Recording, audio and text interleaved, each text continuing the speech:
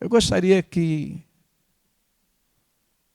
a Milena colocasse aí para mim, primeiro, antes mesmo de você abrir sua Bíblia, que a Milena colocasse aí para mim, Efésios capítulo 1. Esse ainda não é o texto principal, mas eu gostaria que a Milena colocasse Efésios capítulo 1, versículo 20, os dois últimos versículos, por favor, que diz assim, diz que Deus sujeitou todas as coisas debaixo dos pés de Cristo, e para ser o cabeça sobre todas as coisas, o deu à igreja, vamos ler juntos o 23, a qual é o seu corpo, a plenitude daquele que a tudo enche em todas as coisas. Deus abençoe a leitura da sua palavra. A igreja, como acabamos de ver, é o corpo de Cristo, é a plenitude de Cristo, a plenitude daquele que enche todas as coisas. Temos aprendido que a igreja é a plenitude de Cristo na medida que ela é plena de Cristo. Na medida que a igreja é cheia da pessoa de Cristo, ela se torna a expressão de Cristo na terra. Ela reflete Cristo, ela é o reflexo de Cristo. Este é o chamado da igreja e este também é o nosso chamado. Eu queria que Milena colocasse também Romanos capítulo 8, versículo 29, que é um texto muito especial que nós lemos semana passada, que diz assim, pois aqueles que Deus de antemão conheceu, Ele também predestinou para serem conformes à imagem de seu Filho. Vamos ler essa frase? Conformes à imagem do seu Filho, a fim de que ele seja o primogênito entre muitos irmãos. Ou seja, esse texto está dizendo que nós fomos predestinados a sermos iguais a Cristo, semelhantes a Cristo. Aliás, este é o tema dessa noite, que é a imagem do Filho de Deus, ou a semelhança do Filho de Deus. Esse deve ser o nosso projeto de vida. Quantos são salvos em Cristo Jesus aqui, digam amém. Quantos foram perdoados aqui, digam amém. Esse é o nosso projeto de vida. Ser igual a Cristo, nosso alvo, a nossa meta, porque foi para isso que nós fomos chamados, para isso que nós fomos destinados. Mas para tanto nós precisamos analisar o quanto estamos parecendo com Cristo. Quanto eu pareço com Cristo. E isso, como aprendemos semana passada, nós temos que observar isso nos nossos sentimentos, nos nossos pensamentos, nas nossas ações, nas nossas reações. O quanto o meu sentimento expressa o sentimento de Cristo. O quanto o meu pensamento expressa o pensamento de Cristo. O quanto as minhas ações expressam, representam as ações de Cristo. O quanto as minhas reações expressam, refletem as reações de Cristo. É isso que a gente tem que ver. E não há maneira melhor, não há outra maneira de fazermos isso, a não ser olharmos para Cristo, para o seu coração, para as suas ações, para as suas reações e nos compararmos com Ele. Para assim nós podemos imitar os seus passos. Para assim nós podemos imitar os seus passos. E é para isso que eu quero convidar a igreja, hoje, e mais alguns domingos, nós olharmos para Jesus, olharmos para o que Ele fez, olhar para o seu coração, olhar para os seus sentimentos, para os seus pensamentos, e nos compararmos com Ele. Isso é um desafio tremendo, isso é um desafio muito grande, e aqueles que querem entrar nesse desafio comigo, digam amém. Amém. Amém? João, capítulo 8. Vamos analisar esse texto. vamos olhar para Jesus, vamos olhar para nós. João capítulo 8, um texto emblemático, muito conhecido. Pelo menos um versículo desse texto é muito conhecido e citado, até mesmo por aqueles que não têm um comprometimento com Jesus. Você sabe. Quem não tem pecado, todo mundo sabe. Você chegar para uma pessoa que não é cristã, você falar isso, ela vai completar. Vamos lá, João capítulo 8, a partir do verso 1, aqueles que acharam, digam amém. Mesmo assentados, mas em reverência à santa palavra de Deus, estarei lendo, os irmãos acompanhando, que diz assim: Jesus, no entanto, foi para o Monte das Oliveiras. De madrugada, voltou novamente para o templo, e todo o povo se reuniu em volta dele. E Jesus, assentado, os ensinava. Então os escribas e fariseus trouxeram à presença dele uma mulher surpreendida em adultério, e fazendo-a ficar em pé no meio de todos, disseram a Jesus: Mestre, esta mulher foi surpreendida em flagrante adultério. Na lei, Moisés nos ordena que tais mulheres sejam apedrejadas. E o Senhor, o que tem a dizer? Eles diziam isso, tentando para terem de que o acusar. Mas Jesus, inclinando-se, escrevia na terra com o dedo. Como eles insistiam na pergunta, Jesus se levantou e lhes disse: quem de vocês estiver sem pecado, seja o primeiro a atirar uma pedra nela. E inclinando-se novamente, continuou a escrever no chão. Mas eles, ouvindo essa resposta, foram saindo um por um, a começar pelos mais velhos até os últimos, ficando só Jesus e a mulher em pé diante dele. Levantando-se, Jesus perguntou a ela: mulher, onde estão eles? Ninguém condenou você? Ela respondeu: ninguém, Senhor. Então Jesus disse: também eu não a condeno. Vá e não peque mais. Que Deus abençoe assim a leitura da sua palavra. Vamos orar e vamos falar com o Senhor mais uma vez.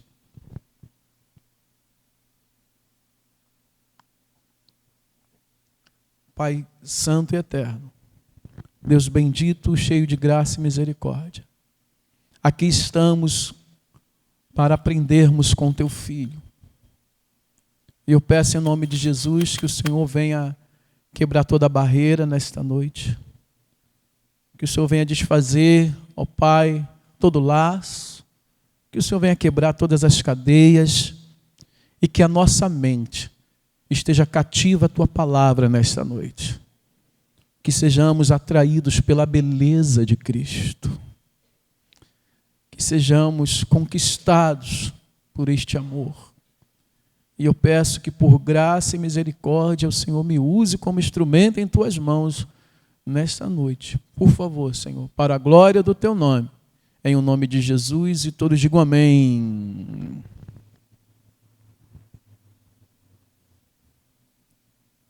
Nós sabemos muito bem o que está acontecendo aqui. Nós sabemos que o que está acontecendo aqui é uma trama dos escribas e fariseus para tentar condenar Jesus, para ter algo para acusar Jesus, como bem está escrito aqui no versículo 6. Eles não estavam preocupados com a lei. Eles não estavam nem aí para a lei. Se eles quisessem realmente cumprir a lei, eles levariam não somente a mulher, mas levariam também um homem que estava adulterando com ela. Porque a lei, ela não fala que a mulher pega em adultério deve ser apedrejada. A lei realmente diz, para que seja apedrejada o homem e a mulher que fossem pego em adultério. Era assim que ordenava a lei. Então eles não estavam preocupados com a lei, mas eles queriam, na verdade, que Jesus fosse contra a lei. É isso que está acontecendo aqui. Assim, olhando para esse cenário, que nós temos aqui um cenário, nós temos de um lado estes acusadores, estes difamadores, que para chegar ao seu intento, eles expõem aquela mulher. Porque há pessoas que quando querem fazer alguma coisa, elas não se preocupam com os outros. Elas não estão nem aí para os outros. Então, eles pegam aquela mulher, expõem aquela mulher de uma maneira injusta, na verdade, porque se fosse da forma correta, era para ser levado homem e mulher, porque eles querem pegar Jesus e eles estão fazendo o que eles gostam e sabem fazer. Eles estão acusando aquela mulher. Nesse mesmo cenário, no meio de toda essa situação, está aquela mulher. Pecadora? Sim. Ela não negou o seu pecado. Ela não tentou dizer que era mentira. Não. Ela se calou. Ela não era inocente. Sim, ela era uma pecadora. Ela era uma adúltera. Mas não sabemos absolutamente mais nada sobre ela. Não sabemos a sua história. Como eu estava conversando com Lídia agora de tarde, nós não sabemos quem era o protegido que estava adulterando com ela. Porque isso aí eu estou conjecturando, é claro. Para mim era um protegido. Porque eles só levaram a mulher e protegeram. Eles levaram a adúltera, mas protegeram o adúltero. Não abonando o pecado dessa mulher, não justificando o pecado dela, mas naquele momento ela estava sendo usada. Usada por aqueles homens para tentarem acusar Jesus de descumprir a lei de Moisés. E ela estava ali recebendo todos aqueles olhares condenatórios. Porque todos que estavam ali, ou quase todos, estavam olhando para aquela mulher com um olhar acusador, com um olhar julgador, com um olhar condenador. Era óbvio aquela mulher, se ela adulterou, se tinha testemunhas que ela havia adulterado, ela tinha que ser apedrejada. E o texto não diz, mas eu penso que alguns já estavam até com as pedras nas mãos. Então nós temos os acusadores de um lado. Nós temos aquela mulher no meio. E do outro lado nós temos Jesus. O santo, perfeito, justo, amoroso, misericordioso, gracioso. E enquanto todos olhavam com o olhar de acusador para aquela mulher, enquanto todos olhavam condenando aquela mulher, ele, Jesus, o único que tinha a autoridade, que tinha o poder, que tinha a capacidade, o único que poderia condenar aquela mulher, ele sequer olhava para ela. Nem olhar para ela, ele olhou. Quando levam aquela mulher, Jesus, ele faz o quê? Ele se inclina e começa a escrever no chão. Porque Jesus não se iguala com acusadores. Jesus não se mistura com acusadores. Jesus não se une com acusadores. E como nós dissemos, eles não queriam, na verdade, que Jesus condenasse aquela mulher. E é interessante isso. Eles queriam que Jesus fosse contra a lei. Na verdade, o que esses homens queriam, amados, eles queriam pegar Jesus no que eles chamariam, e aí para a gente poder entender um pouco melhor, no que eles chamariam a fraqueza de Jesus. Como assim, pastor? Jesus não é fraco? Ele é todo poderoso, acabamos de cantar que Jesus era todo poderoso. Mas, humanamente falando, aqueles homens queriam pegar Jesus na sua fraqueza, porque eles estão tentando condenar Jesus, eles estão tentando acusar Jesus, eles não conseguem de maneira alguma, então eles estão tramando uma maneira de pegar Jesus e pensaram, vamos pegar Jesus na sua fraqueza. E qual era a fraqueza de Jesus para eles? O amor. Jesus amava as pessoas. A fraqueza de Jesus era o desejo de Jesus salvar as pessoas. Tenta imaginar comigo a reunião onde eles bolaram este trama todo aqui. Eles estão reunidos lá, os escribas, os fariseus, e eles estão pensando, como que a gente vai pegar esse homem? Como que a gente vai passar a perna dele? E alguém tem uma ideia. Vamos pegar ele na fraqueza dele. Como assim na fraqueza dele? Vamos pegar essa mulher aqui, uma mulher adúltera, e vamos levar para frente dele. E vamos perguntar a ele, vamos questionar ele, porque a lei de Moisés está falando que a mulher adúltera tem que ser apedrejada. Mas eu tenho certeza que ele não vai querer apedrejar essa mulher. Isso não é dele. Quando ele vê as pessoas, ele não quer fazer mal às pessoas, esse homem só quer fazer bem às pessoas. Então eu duvido que ele vá aguentar ver as pessoas apedrejando aquela mulher. Porque aonde ele chega, se ele vê alguém doente, ele quer curar. Se ele vê alguém sofrendo, ele quer aliviar a dor, ele não vai aguentar ver isso. Se ele está vendo alguém que está necessitado, ele tenta suprir a necessidade. Se ele vê alguém com fome, ele multiplica pão para alimentar. Se ele vê alguém oprimido, ele quer libertar. Ele não vai querer que essa mulher seja apedrejada. Aí a gente pega ele na fraqueza dele. Ei, estão entendendo? É o que ele fez. E o que eu acho interessante, amados, é como eles já estavam percebendo quem era Jesus. Eles já estavam tendo uma ideia do caráter de Jesus.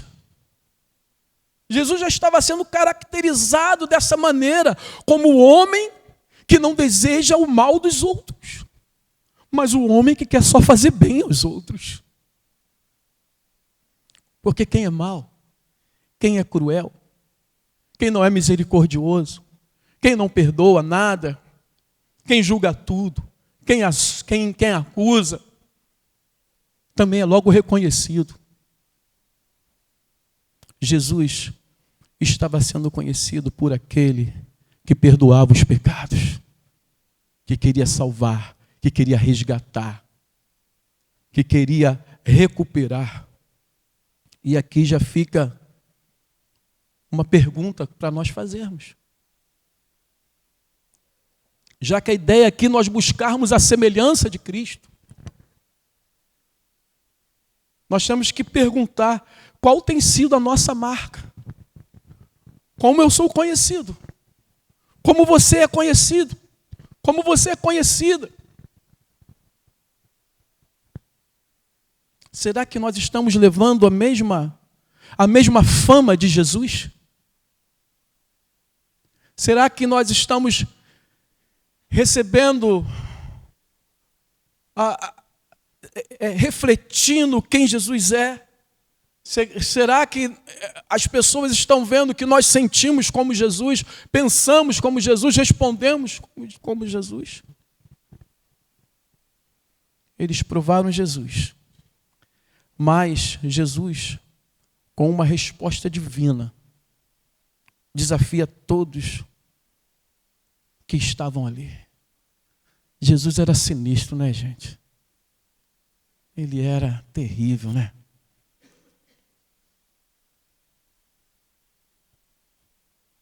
Certamente, eu não lembro a primeira vez que eu li esse texto, que eu ouvi essa história, mas quem nunca ouviu a história, quando lê a primeira vez, quando pensa tudo o que está acontecendo, vão falar, e agora deu ruim. Mas Jesus sabe o que responder. Ele tem a resposta. Ele sempre tem a resposta certa. E Jesus desfaz toda a trama. Desfaz tudo aquilo que foi arquitetado naquela hora. Porque estava ali a mulher adúltera. Sim. Ali mandava apedrejar. Sim. Como Jesus vai sair dessa? Aí Jesus responde em outras palavras o seguinte: se tem alguém aqui melhor do que esta mulher, atira a primeira pedra. Quebrou completamente. Se tem alguém aqui que se acha melhor do que essa mulher, condenem ela à morte. Porque não era só tacar pedra, era tacar pedra até a morte. Sabe o que Jesus faz? Jesus leva aquelas pessoas a compararem a si mesmo com aquela mulher. É o que Jesus faz.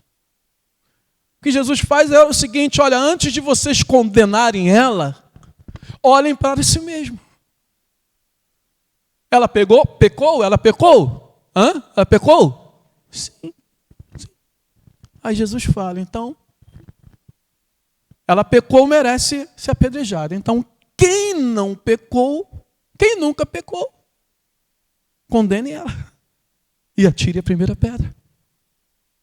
Jesus, ele tira o foco da mulher, percebeu isso? A mulher está lá no centro, pecadora, todo mundo olhando para ela, aí Jesus pega e tira o foco dela e coloca o foco em si mesmo. Ou seja, daqueles acusadores. Manda aqueles acusadores pararem de olhar para aquela mulher e começar a olhar para si mesmo. Ele já havia ensinado isso. Lá em Mateus capítulo 7, versículo 1 ao 5, Jesus vai ensinar assim, vai dizer assim, Mateus 7, a partir do verso 1.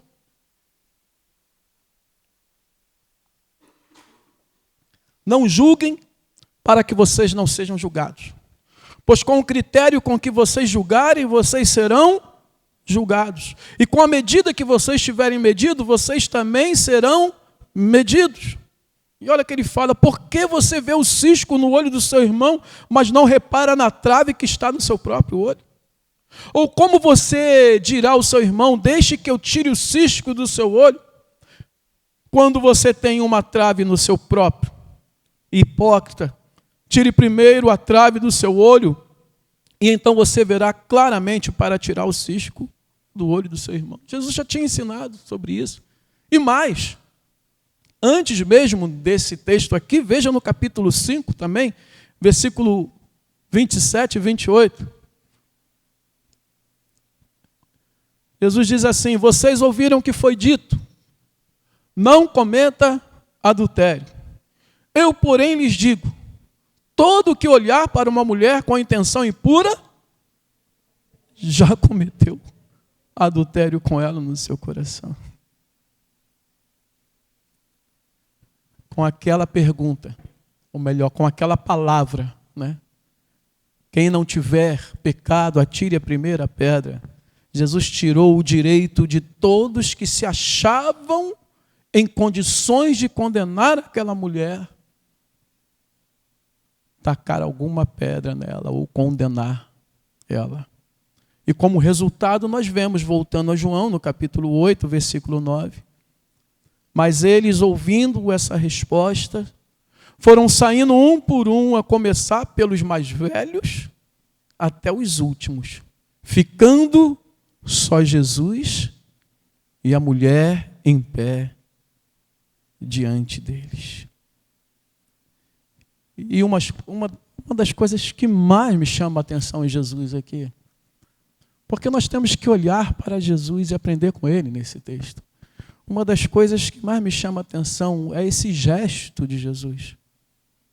Porque depois que todos os acusadores saíram dali, só depois que os acusadores saíram dali, Jesus se levanta e se dirige para aquela mulher. Porque todos estavam olhando para ela, fazendo o quê?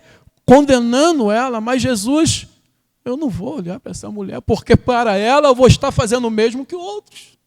Ela vai olhar para mim e vai achar que eu também estou condenando. Mas Jesus fica ali. Fica escrevendo. Alguns conjecturam que Jesus estava escrevendo o pecado deles. Eu acho que tem nada a ver. Para mim, Jesus só estava tendo uma atitude para chocar e para tocar na vida daquela mulher. Então, depois que os acusadores saem, os condenadores saem, aquele que veio para salvar e se levanta e pergunta àquela mulher, no versículo 10 e 11, mulher, onde estão os teus acusadores? Aqui está onde estão eles, mas na outra versão, que é até mais fiel do que essa, ele diz, onde estão os teus acusadores? Onde estão aqueles que estão te acusando? E ele pergunta, ninguém condenou você? E ela respondeu, ninguém, Senhor. Então ele disse, também eu não a condeno. Vá e não peques mais. Queridos, veja o sentimento de Jesus. Veja o sentimento.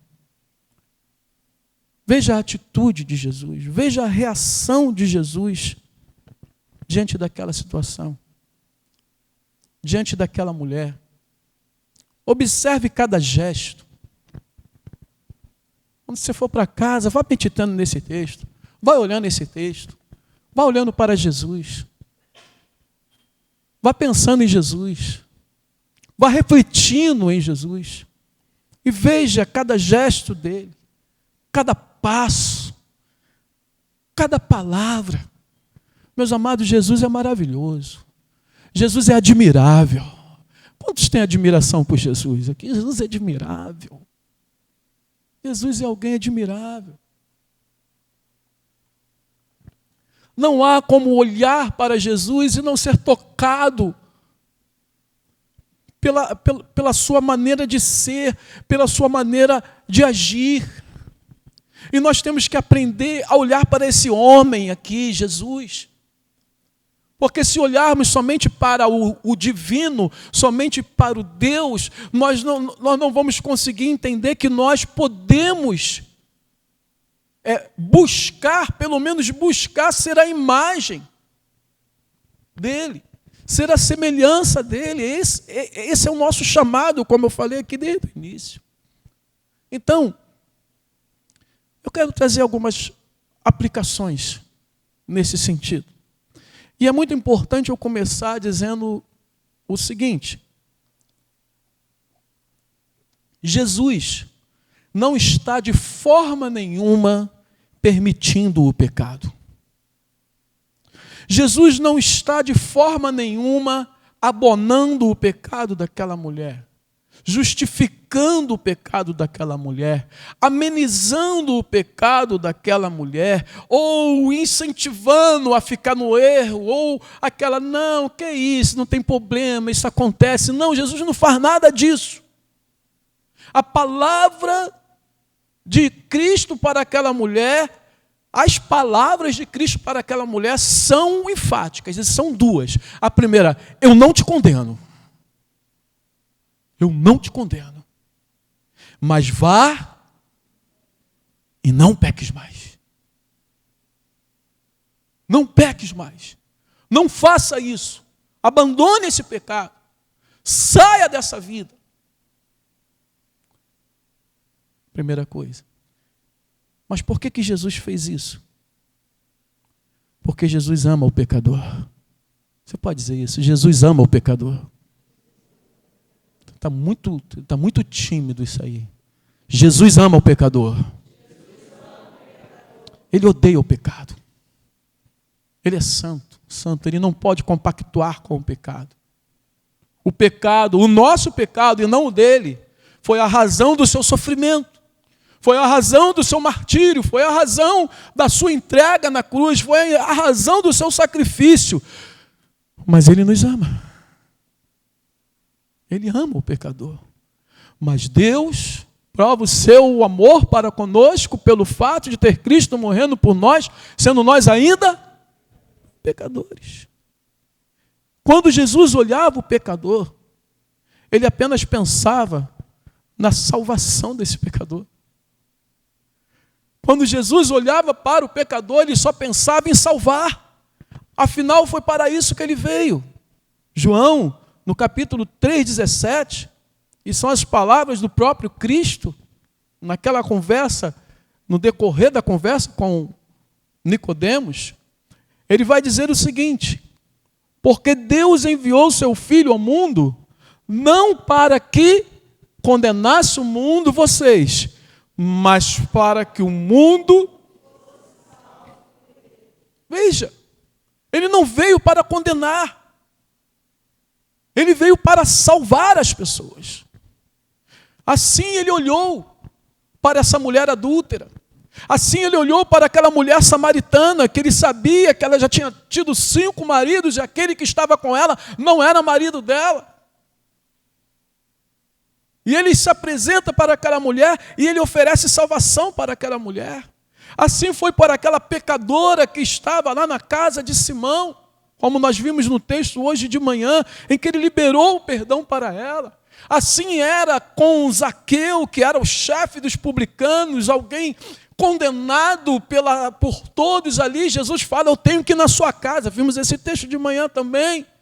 E o Senhor leva a salvação à casa de Mateus. Assim Jesus olhou para aquele paralítico que estava lá no tanque de Betesda, que depois que ele cura aquele paralítico, ele diz para ele: olha, vai e não peques mais, para que não te suceda mal pior. Assim ele fez para aquele paralítico que foi levado pelos 4 amigos lá naquela casa em Cafarnaum, em que os amigos descem o paralítico pelo telhado, e quando Jesus olha para aquele paralítico, ele não pensa nem na cura do paralítico, ele pensa na salvação da alma daquele paralítico, e ele fala para aquele paralítico: filho, os teus pecados estão perdoados. Assim ele olhou para mim. Assim ele olhou para você. Quando ele me olhou, ele quis me salvar. Quando ele te olhou, ele quis te salvar. Ele não quis te condenar. Você pode glorificar o Senhor por isso. Ele quis me salvar, ele quer me salvar, e todos os dias ele quer me salvar de mim mesmo. Todos os dias ele quer me salvar das minhas fraquezas. Todo dia ele quer te salvar das suas fraquezas. Ele não quer condenar, ele quer salvar. Entendamos o seguinte, queridos: aquela mulher, ela já estava condenada.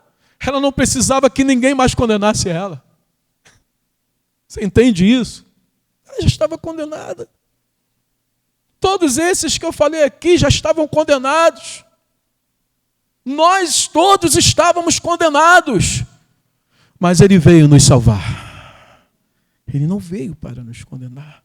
Então eu repito, que quando Jesus olhava para um pecador, ele não pensava em condenar, e sim em salvar, e sejamos gratos por isso. Porque quando ele me olhou, ele quis me salvar, e todos os dias ele quer me salvar.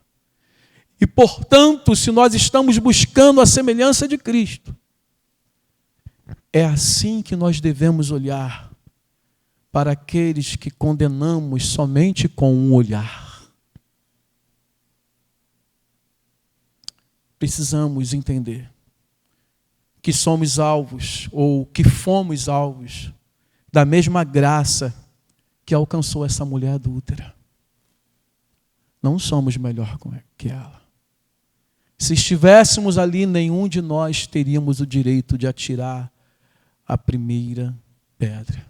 Então, amados irmãos, antes de condenarmos alguém, nós temos que olhar para nós mesmos, porque foi o que Jesus ensinou aqui. Vocês querem condenar essa mulher? Tudo bem, mas primeiro olhe para vocês mesmos. Se vocês não tiverem pecado, vocês podem condenar ela à morte. Então, antes de condenar qualquer pessoa, nós temos que olhar para nós mesmos e depois olhar para Jesus. E se Jesus quer salvar essa pessoa, eu não tenho o direito de desejar algo diferente do que ele deseja. Eu preciso desejar salvar. Não temos o direito de condenar ninguém, absolutamente. Não temos. Não temos. Porque isto não reflete o coração de Jesus. Jesus sempre acreditou na recuperação das pessoas. E eu estou falando aqui meio que humanamente. Porque é Ele que tem o poder para recuperar as pessoas. Jesus curou muitas pessoas. Mas muitas pessoas tiveram a sua vida transformada por Ele, que é o melhor presente. A cura de uma enfermidade não vai salvar a pessoa para sempre, mas o perdão dos seus pecados, sim, vai salvá-la eternamente. Eu estou chegando ao final e eu quero dizer que uma igreja que reflete o coração de Jesus, ou uma igreja que deseja refletir o coração de Jesus, é uma igreja que olha para os perdidos e deseja a salvação de todos eles.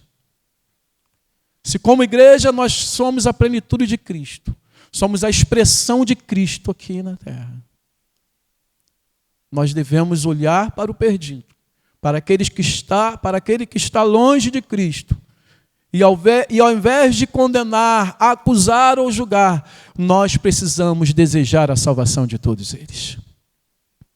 Um crente que é a imagem do Filho de Deus. Um cristão que busca a imagem do Filho de Deus. Quando ele olha para os perdidos, ele deseja ardentemente a salvação deles. Ele deseja a libertação. Ele deseja a transformação. Porque o coração dele é igual ao coração de Cristo.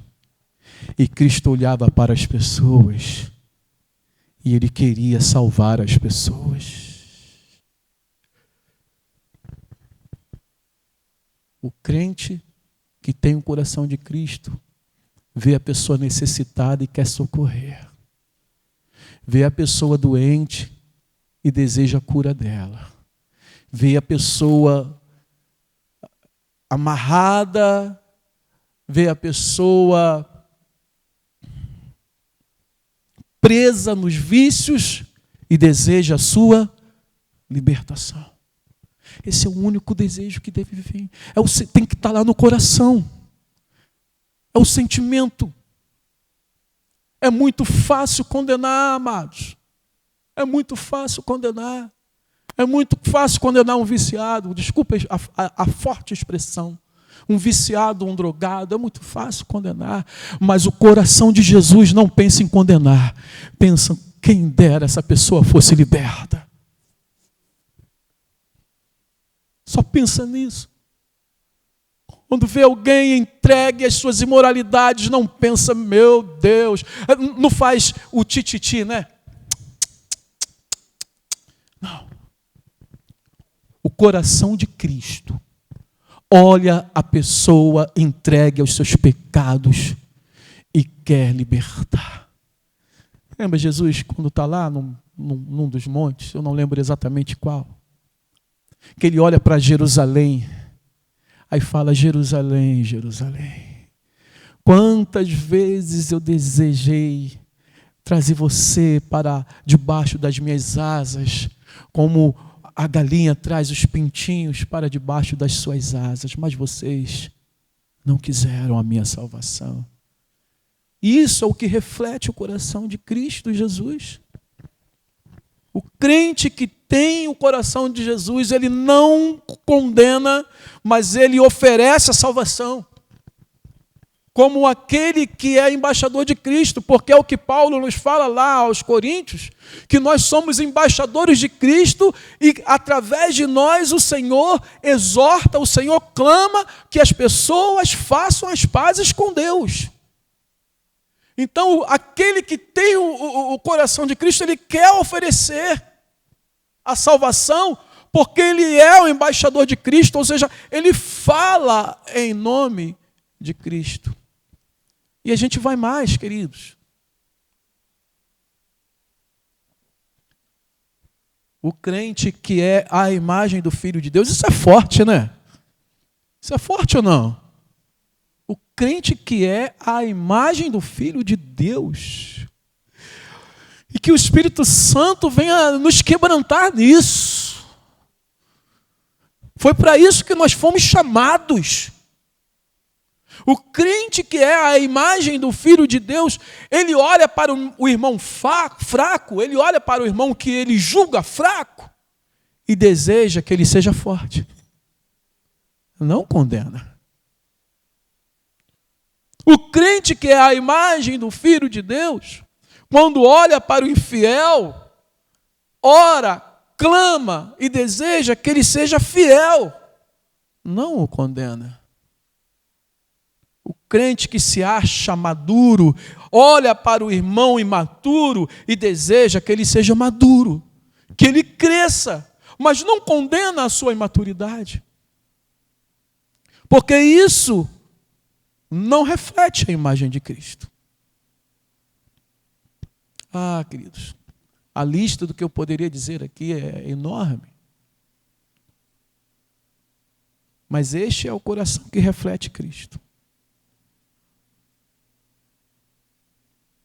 O coração, aquele que olha para o próximo e nunca condena. Sabe, que essa seja a nossa fraqueza. Amém? Entende o que eu estou falando? Eu falei aquilo que era a fraqueza de Cristo. Que essa seja a nossa fraqueza. E com aquele ali não adianta nem falar. Ali, não. Que essa seja a nossa fraqueza. Que o meu próximo seja a minha fraqueza. Que o meu próximo aqui, entre nós, como cristão, seja a minha fraqueza.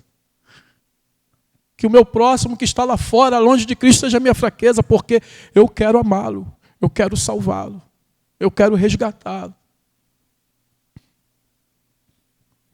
Nós fomos a fraqueza de Cristo, se é que eu posso dizer isso. Falo isso com muito temor.